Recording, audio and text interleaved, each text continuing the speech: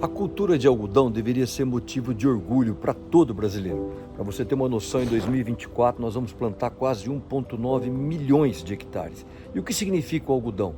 Nos últimos 40 anos, a produção aumentou 330%, mas a área plantada diminuiu 60%, ou seja, um estrondoso salto de produtividade e eficiência. Agora veja aqui o Uzbequistão, um dos nossos maiores concorrentes. Eles têm aqui um time de futebol, que você está vendo aqui, ó, chamado Partakor. O que significa isso? Esse nome significa, você viu ali que é um símbolo do algodão, significa colhedores de algodão. Eles têm tanto orgulho aqui do algodão que você acha desenhos do algodão na cerâmica das casas, em chaleiras, em todos os lugares. E até um time de futebol, uma estação de metrô. Mas o que me impressionou é que eles têm um time de futebol com o nome de colhedores de algodão. Por isso que o símbolo aqui do Partakor é até um algodão, como você está vendo aqui. Eu estou aqui na sede do clube, é muito bonito aqui a sede do clube. E o interessante é que ele é o principal time de futebol do Uzbequistão. Você está vendo aqui, ó, todas as Copas nos últimos anos, eles já ganharam inúmeras. Eles hoje, inclusive em 2024, é o time número 1. Então é interessante como a maneira, eles valorizam a agricultura. Talvez no Brasil a gente tenha que aprender essa grande lição aqui do Uzbequistão.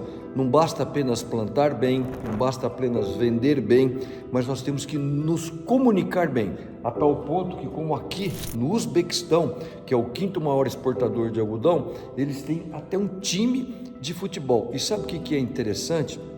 Como aqui ainda foi uma república satélite e foi assim um time vinculado ao regime socialista, o interessante é que eles ainda guardam esses resquícios. E aqui o plantador, o produtor de uma maneira geral, ele não tem muita liberdade para poder escolher o que plantar. E como o governo ainda depende da produção de algodão, ele impõe cotas de produção a todos os seus produtores. Então o produtor aqui ele não tem nem liberdade para escolher o que vai plantar. E além disso, como às vezes falta mão de obra, eu estou aqui, por exemplo, agora no estádio do Partakor, não sei se você está vendo aqui, ó, o estádio. Hoje eu vou assistir um jogo de futebol deles, inclusive, mas eu estou dizendo tudo isso porque às vezes aqui falta até mão de obra livre. Eles acabam requisitando até quase como um trabalho forçado. Recentemente, inclusive, houve até uma denúncia de que até crianças de 7 anos eram obrigadas a fazer essa colheita de algodão. Hoje não mais as crianças, mas ainda o governo faz um sorteio. Ele sorteia até 1 milhão de trabalhadores, às vezes médicos, professores, e eles vão para os algodoais fazer essa colheita, porque diferente do Brasil, aqui você não tem a colheita mecanizada, ela é basicamente toda uma colheita manual. Então é incrível, apesar de todas essas dificuldades, apesar de todos esses obstáculos, eles ainda têm orgulho, têm um estádio de futebol, têm um time chamado Colhedores de Algodão. É uma pena que o Brasil não faça isso.